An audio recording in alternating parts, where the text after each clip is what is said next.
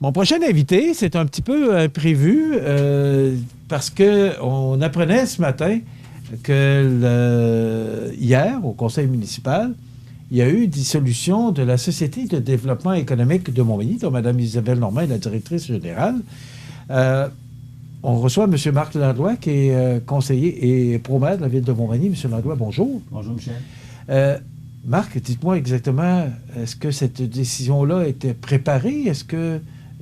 Parce que là, dans le journal Loi Blanche, on parle de coup de théâtre. Est-ce que c'est vraiment un coup de théâtre ou c'était une décision réfléchie et on a décidé de changer la structure?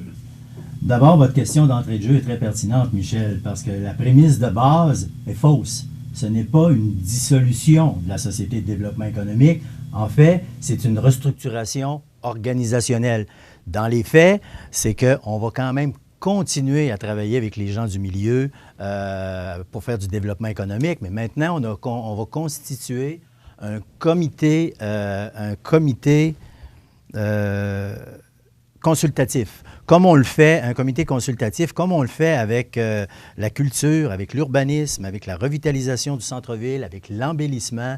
Donc, on va continuer de bénéficier de l'expertise de nos commerçants. D'ailleurs, ce matin, on les a rencontrés et on leur a expliqué effectivement que le changement de structure, les invitant aussi à continuer à travailler avec la ville, ce qu'on souhaite parce que ces gens-là ont l'expertise, ces gens-là, c'est des professionnels et on ne peut pas se passer de leur expertise. Mais on a essayé de leur faire comprendre que ce changement-là était un changement de structure. Comment ça a été reçu, Marc? Bien, écoutez, je ne vous le cacherai pas. La façon que ça a sorti hier, bien là, ces gens-là se sont sentis un peu exclus, mais nous avions quand même pris la précaution hier, avant le conseil municipal, de rencontrer le président, M. Joël Paquette, pour lui expliquer. Mais vous savez, Michel, une ville, ça parle par résolution. Puis on a des obligations légales, nous, qui nous obligent à faire des choses pour être conforme, là. Donc, pour être conforme, on devait, dans un premier temps, passer une résolution, l'adopter. Avant, on ne pouvait pas rencontrer les gens pour dire, bien là, on change la structure avant de passer par résolution. Et ça, les gens ont un peu de difficulté à comprendre. Et j'aimerais ça que les gens comprennent que si on a fait ça comme ça, c'est parce que c'est la façon de faire dans les municipalités. On ne peut pas annoncer quelque chose sans d'abord avoir été par résolution. Mais pour répondre précisément à votre question, évidemment que ce matin, lorsqu'on a rencontré là, les administrateurs, bien, certains se sont sentis un peu frustrés et mis de côté. Je les comprends. On leur a expliqué effectivement qu'on comprenait la situation, mais on leur a expliqué aussi dans la situation dans laquelle on est. Ce qu'on souhaitait, évidemment, c'est que l'information ne sorte pas avant ce matin. On a passé une résolution hier soir, mais bon, je vous dirais, la nouvelle maintenant circule à la vitesse de l'éclair. Donc, il y avait quelqu'un dans la salle qui a effectivement tout de suite pris les réseaux sociaux puis qui a divulgué la nouvelle. Bon, écoutez, c'est comprenable, mais en même temps, il y a une question qui nous a été posée hier à cet effet-là. On leur a demandé, évidemment, de garder la confidentialité autant que possible en attendant demain matin, mais bon, la nouvelle est sortie, c'est dommageable, mais bon, si vous voulez qu'on fasse. Mais on était dans cette situation. Ce matin, vous avez rencontré, parce qu'il y avait un conseil d'administration composé de plusieurs membres, oui. Dont M. Joël Paquette, le propriétaire du magasin Vigneault, qui était le président. Oui. Et il y avait d'autres gens d'affaires de différents secteurs du commerce de détail et aussi du secteur manufacturier. Oui. Ça, c'était les gens qui étaient là en place. Oui. Maintenant, la nouvelle structure... ça va être quoi exactement? Bon, la structure... Parce qu'on sait que la Société de développement économique emmenait quand même assez large. On lui avait aussi donné le mandat, peut-être dans le nouveau centre multifonctionnel, que c'était la Société de développement économique qui allait s'occuper du bon fonctionnement du centre. Alors, il va arriver quoi maintenant avec votre nouvelle structure? Bien, dans la nouvelle structure, ça va être un comité consultatif. Donc, il va être composé de gens d'affaires, à être nommé là, sur une méthode qui reste à finaliser. On est en train de peaufiner ça. Mais le mandat, là, ça va toujours de faire des recommandations pour guider les décisions relativement au développement économique. Puis cette formule-là, Michel, a fait ses preuves auprès de divers comités consultatifs. Je vous l'ai dit tout à l'heure. Au niveau de la culture, on fonctionne comme ça. Il y a des experts de tout secteur. On a des ingénieurs, on a des architectes, on a des notaires. Et au niveau économique, c'est la même affaire. On va souhaiter continuer à travailler avec nos experts en développement économique, avec ces gens-là, mais on va le faire dans une formule où ces gens-là vont être consulter pour leur expertise. Donc, dans la façon actuelle, là, bien, ces gens-là qui faisaient ça de façon bénévole, en passant, je le souligne, donc on les remercie pour ça, mais souvent, ils venaient pour signer des chèques, approuver des rapports, approuver des comités et tout ça. Donc, c'est pas ce qu'ils souhaitaient faire. Eux, ce qu'ils souhaitent, c'est conseiller la Ville pour tout le volet économique. Et ça, ce volet-là va continuer à demeurer, mais dans une formule où on va être plus en comité consultatif.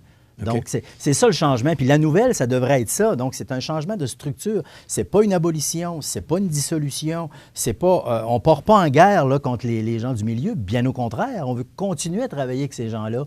Mais des fois, c'est dommage la façon que la nouvelle sort et la façon qu'elle est traitée. Mais ce matin, merci de nous donner un peu de temps d'antenne pour rectifier cette situation-là.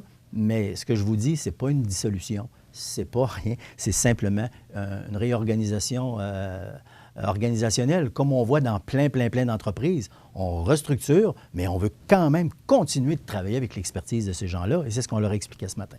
Bon, moi, Marc, la question qui me vient à l'esprit, est-ce qu'il y avait une réflexion de fait là-dessus? Parce que la Société de développement économique faisait bien son travail encore récemment. On annonçait un nouvel outil là, pour... mieux informer peut-être les gens intéressés à venir s'installer au niveau des affaires ici, Mme Normand, qui nous l'avait annoncé. Est-ce qu'il y a eu une réflexion là-dessus ou pourquoi ça s'est fait aussi rapidement? C'est sûr, c'est ça peut-être qui est difficile à comprendre ce matin. Là, vous avez plusieurs questions. Je vais essayer d'y répondre dans l'ordre. La première, c'est que tous les outils qui ont été développés vont continuer à servir aussi aux gens d'affaires de la région. Ça, c'est bien certain. Ça, c'est... On va continuer. Ce que Mme Normand vous a dit, on continue à ça. Puis ces gens-là vont aussi continuer. Ce qu'on souhaite, c'est de travailler avec nous. Donc, on ne les évacue pas, bien au contraire, là. Donc, sur la façon du rôle conseil, ça ne changera pas. Ça va être simplement dans la structure organisationnelle, là. Et ça, c'est important aussi que les gens comprennent ça, là. Donc, on n'évacue pas le volet économique, bien au contraire. On va continuer de travailler avec ces gens-là. OK. On va continuer à travailler en collaboration avec tous les partenaires parce qu'il ne faut pas se le cacher, le développement économique, c'est un moteur, c'est un outil important et on doit travailler tout le monde ensemble avec ça, là. Bon, vous avez fait tantôt un parallèle avec le centre d'immigration, là, mais ça c'est un autre dossier. Puis là, on travaille présentement aussi en collaboration avec les différents intervenants du milieu, avec Mme la ministre, sur un autre méga projet aussi qui est intéressant. La Ville a donné son aval aussi à ce projet-là. Mais voyez-vous, c'est plein de projets qu'on travaille ensemble. On en a sur la table à dessin présentement une 60aine de dossiers. On travaille des dossiers de développement économique, mais on travaille des dossiers de développement résidentiel. On a 3 gros projets présentement en cours. On a plein de projets d'infrastructures. On a des projets de récréo-touristique à place, dans le bout de place des migrations. Vous avez entendu parler des glissades d'eau. On travaille sur plein de projets en parallèle. Puis là, les autres dossiers, c'est en continuité du développement qu'on souhaite faire avec les amateurs, avec les gens du milieu. Puis c'est un peu dommage parce que là, des fois, dans ce temps-ci, on voit que les gens mélangent un dossier par rapport à l'autre, nous mettent en interposition un dossier avec l'autre, alors que dans les faits, nous, on les travaille tous, ces dossiers-là, séparément, puis en même temps, il n'y a pas un meilleur que l'autre, mais on les travaille tous. Vous parlez du centre multifonctionnel. Entre autres. Oui. Est-ce que c'est une raison? Est-ce qu'il y a un lien à faire avec... Non, mais pas du tout. Bon, OK. Parce que c'est important de faire la mise au point. C'est ça faisait partie de votre 3e volet de la question, je crois. Mais non, mais pas du tout. Pas du tout, ça n'a pas rapport parce que, comme vous le disiez tout à l'heure, les gens de la Société de développement économique, depuis 2 ans que ce projet-là leur est présenté, là, on a présenté les maquettes, on a présenté les prévisions budgétaires, on a tout expliqué, tout ce qui était dans ce dossier-là. Il était favorable, c'est ce que je comprends. Oui, je vous dirais aller jusqu'à tout dernièrement. Là, puis encore là, on ne s'est jamais opposé officieusement peut-être, mais officiellement, personne. Et quand on a confié à la Société de développement économique, quand la Ville a confié à la Société de développement économique la gestion du centre d'immigration, pas personne qui s'est opposé à ça, là. parce qu'ils ont vu vraiment un outil de développement économique aussi, là, parce qu'on avait quand même plusieurs projets. Donc, je vous dirais que ça a un peu dérapé, tout ça, à partir du moment où on a annoncé officiellement le centre d'immigration. Mais ces gens-là avaient été informés. Et ils étaient, selon notre compréhension qu'on avait, ils étaient d'accord avec l'avancement du projet. Qu'est-ce qui s'est passé, Marc? Moi, Michel, j'essaie de comprendre. On a eu une mère avec nous pour nous l'expliquer. Vous êtes là pour nous en parler. Qu'est-ce qui s'est vraiment passé? Parce que depuis le mois de décembre, on sent qu'il y a une tension à Montmagny. Je ne sais pas si vous la sentez. J'ai l'impression que vous, comme membre du Conseil et le Conseil, devez sentir cette tension qu'on sent à Montmagny actuellement. Il y a 2 gros projets sur la table. Et la semaine dernière, le maire annonçait peut-être qu'il y aurait une taxe spéciale de 5 pour le projet de centre sportif. Là, toutes sortes de choses qui sortent. Et on sent qu'il y a une tension actuellement à Montmagny. Est-ce que c'est le cas? Est-ce que vous la sentez, vous, écoutez, au conseil municipal? Je vous mentirais si je vous disais qu'on ne la sent pas, là. Parce que, vous savez, dans les derniers mois, on a été interpellés directement, là. Nous, vous vivez ça comment, Marc? Moi, personnellement, je vis relativement bien avec ça parce que, quand même, il faut faire la part des choses, là.